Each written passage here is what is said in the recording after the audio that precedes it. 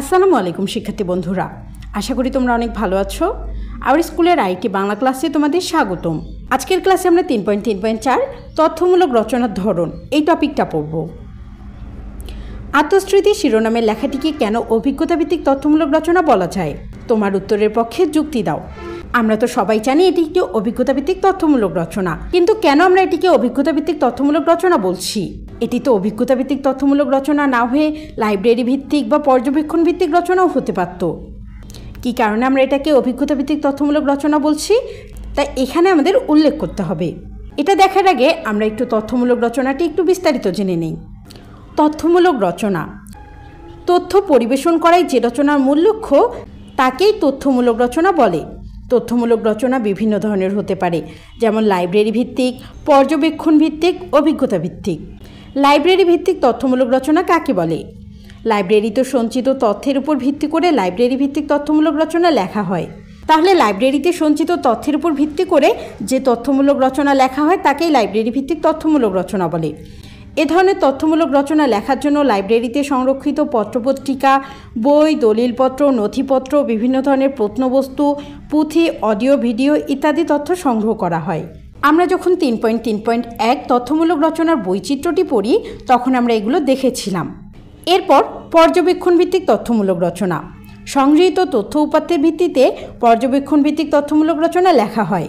এ ধরনের তথ্যমূলক রচনা লেখার জন্য সরেজমিনে গিয়ে বিভিন্ন ধরনের জরিপ, সাক্ষাৎকার, দলীয় আলোচনা ইত্যাদির মাধ্যমে তথ্য সংগ্রহ করা হয়।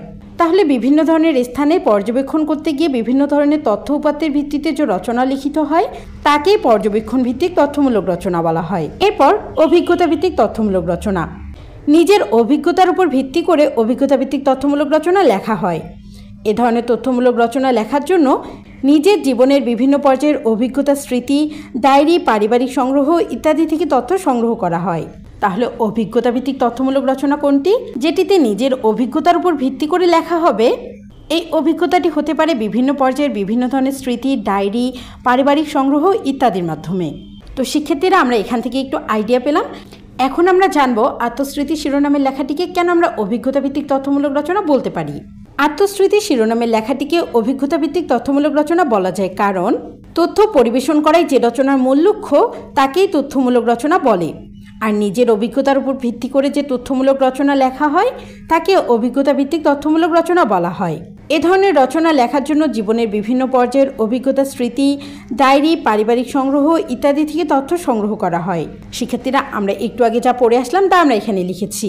এরপর আত্মস্মৃতি শিরোনামের লেখাটিকে লেখক তার বাল্যকালের বিভিন্ন অভিজ্ঞতা, স্মৃতি উল্লেখ করেছেন।